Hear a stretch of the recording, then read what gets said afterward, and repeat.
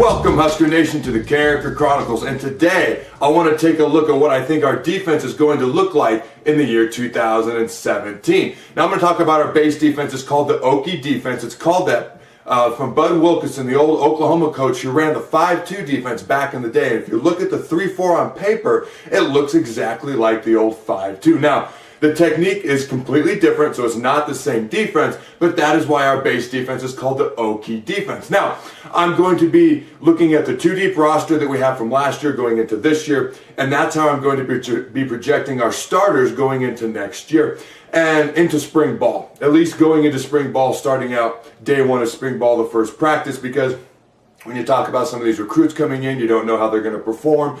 When you talk about possible guys who are going to sign or not sign on National Signing Day, hey, we don't know who's coming and who's not coming yet. So this is based off of who is currently at the University of Nebraska going in to spring ball. Now, we are 2 weeks away from National Signing Day, 2 weeks to the day, I believe. So I am going to be getting into, in depth, the recruits that we have, the recruits we're targeting. I'm going to be targeting, if you will, not the Nate Gary type targeting, my goodness, but targeting recruiting over the next couple weeks, heading into National Signing Day, coming up real soon. Today, I will be addressing an individual player who's going to be coming in this fall, is committed at the moment, who could have an impact on this defense. And on National Signing Day, there will be an announcement from a nose guard where he's going to be going. And obviously, we need a nose guard. So I'll be discussing him for a few minutes during this video as well. So I will talk a little bit of recruiting today as well.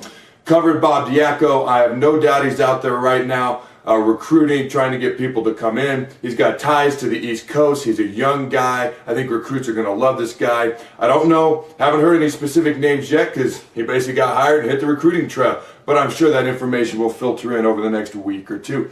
As far as John Perella, I've gotten a lot of questions about John Perella.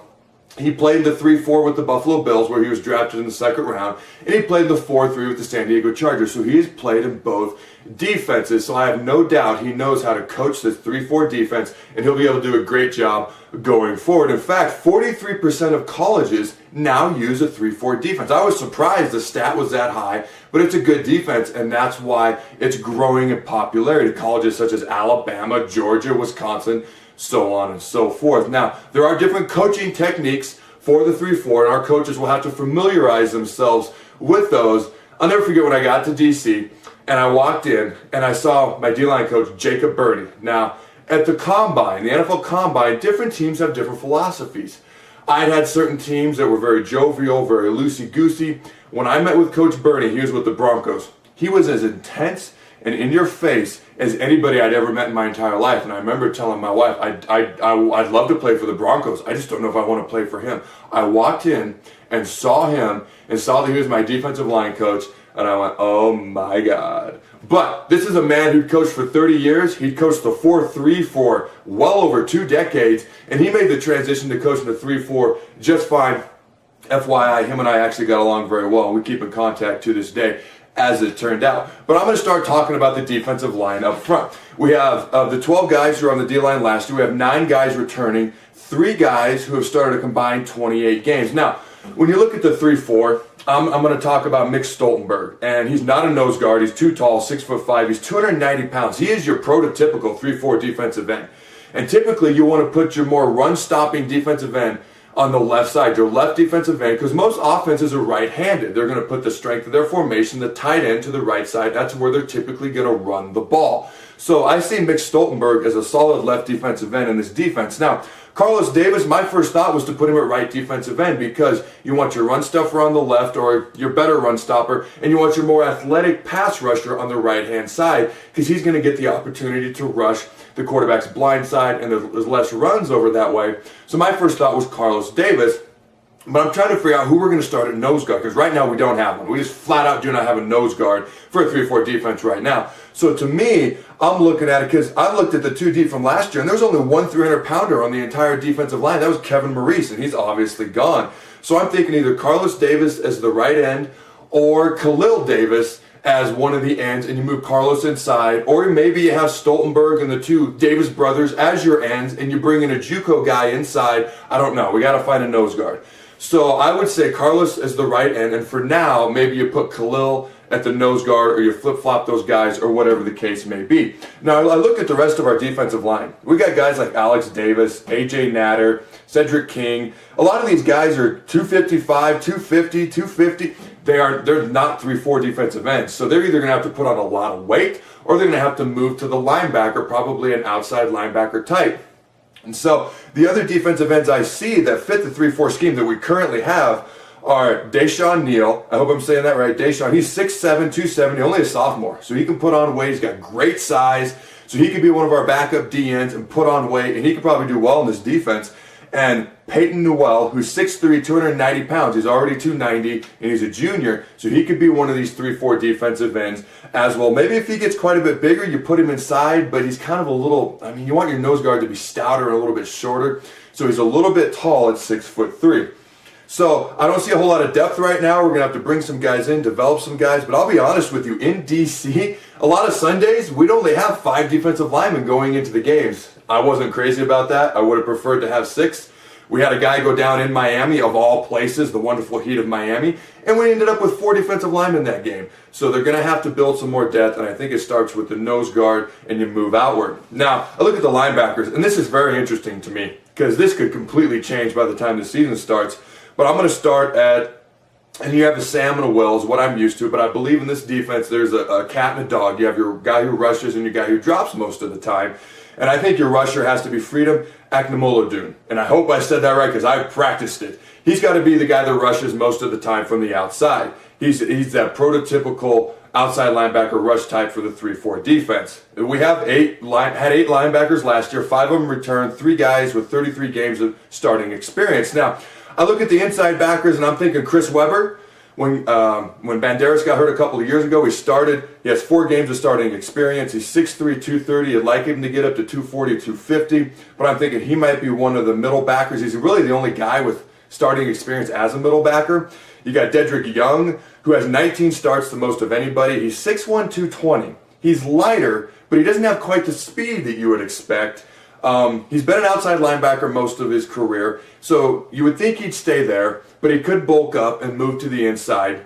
And I look at a guy like Marcus Newby, 6'1", 235. He has 10 starts. He's got a great first explosive step. So to me, even though he'll probably be dropping more in this defense, you need to be able to have 2 guys who can rush on the outside so they can't just slide the offensive line protection to Freedom every time. They can't just chip with the running back, hold the tight end in. You have 2 threats to rush on the outside. So I like Marcus Newby as of right now out there. Another guy that could play in this mix is Barry Muhammad. He's 6'1", 220. He's been a will outside linebacker most of his career. There's other guys that can play in the mix. There's younger guys who've redshirted. I'm just looking at guys who've had some sort of playing experience to this point. One of the guys I want to talk about is Avery Roberts. He's a 4-star commit. He's 6'1", 220. He's a defensive end linebacker type, and he could thrive. It's hard to count on a true freshman too much, but he could thrive as an outside pass rusher in this defense. And a lot of this could be determined because I could see Newby going inside. I could see where Young is lighter. He could go outside. A lot of this will be determined in a lot of these pass rush drills that these linebackers haven't had to do in the past. They're going to start doing to see who should be a middle backer, who should be an outside backer, who can rush the passer one-on-one. They're going to do a lot more of these one-on-one pass rush drills. I remember back to Demario Williams, my redshirt freshman year. We needed another pass rusher. So we just threw him in on these one-on-one pass rush drills. He did great. And he ended up with 11 sacks his senior year. I'll never forget. We used to weigh in every, either Wednesday or Thursday. I want to say it was Wednesday, maybe Thursday. We'd weigh in. And I'll never forget, one day, he stepped on the scale, and he's our number 1 pass rusher at the time. He's a linebacker, and the scale said 207. I couldn't believe he was that light. He turned around, told our guy in the strength staff, 222, walked away, because he couldn't see the scale. And I just stood there like, hey, whatever, man, just keep getting sacks. I'll never forget Josh Bullocks, our starting safety, got on the scale right after him, weighed 220. Our starting safety outweighed our best pass rusher and linebacker by 13 pounds. So I thought that was interesting. When I look at our secondary, I think it's fairly cut and dried. You got Josh Kalu, Chris Jones at the cornerback. You got Antonio Reed and Kerryon Williams at the safety. Now, this could change, but to me, I think those guys are fairly safe, but competition is always coming. Now, as far as my official starters that I'm projecting and somewhat guessing because I don't know who's going to commit on National Signing Day. I don't know how things are going to change. I don't know who they're going to ask to beef up, lose weight, things of that nature. But this is my projection at the moment, and I feel fairly confident with it. Left defensive end, Mick Stoltenberg. Nose guard, Khalil Davis, possibly Carlos Davis, and the other defensive end, Carlos Davis. And like I mentioned before, you could have Deshaun Neal and Peyton Newell as backups at these defensive ends if we cannot find a nose guard, and the Davis brothers and Stoltenberg can't do the defensive end rotation, I think would be ideal. I look at the linebackers. I've got our two outside linebackers, the guys who can probably rush the quarterback the best. Freedom Akinmoladun. I got Marcus Newby inside, Chris Webber, Didrik Young, who's going to have to bulk up a little bit if he's going to be inside. On the back end, Josh Kalu, Antonio Reed, Kyrion Williams, and Chris Jones. Now I want to talk about a nose guard who's going to be committing on National Signing Day. And he's a three-star guy. He's 6'2", 310. Don't look at the stars because he's one of the most important guys we need to commit to the Huskers based on one of our needs and the value that he would bring. He is looking at Colorado, Nebraska, us, and Texas, San Antonio. And he'll make his announcement on National Signing Day. So keep your eye out for him and maybe hit him up on Twitter with some positivity from Cornhusker Nation. Now, my observations just from looking at the defense, we're a bit undersized. We're going to have to get bigger in the middle, especially our middle linebackers and our nose guard. Defensive ends aren't too bad, and our outside linebackers aren't too bad. Marcus Newby's a decent size. Freedom Akinmoladu's 255, rock solid. It's our middle linebackers. You want them about 240, 250 in this defense, and your big nose guard right in the middle. Got to get a little bit bigger. I will say this. I saw where they did a poll at the Army All-American game. Who are the most annoying fans on Twitter? And we were tied with Tennessee as the most annoying. And the only reason I'm going to bring that up is because we are 2 weeks away from National Signing Day. I'm going to discuss recruiting more these next couple weeks. But guys like Avery Roberts, guys like Damian Daniels who are committed, who are thinking about coming here, we want to be passionate. We want to be expressive. We want to be positive towards these recruits so that they're more likely to come here because recruiting, as we know, is very, very important. Now, like I said, this is my estimation. This is my best guess. I feel fairly decent about it. It will change based on who comes in and who doesn't come in and what the strength staff is asked to do with some of these guys. But I want to talk to you about Fast Friday. 2 days from now, I'm going to try something out.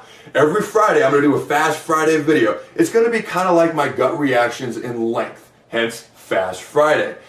We used to do this in the NFL. Instead of getting out at 4:30, we'd get out at 1:30, and we called it Fast Friday. So that's what, check it out. 2 days from now, Fast Friday. Until then, go Big Red, and always remember to throw the bone.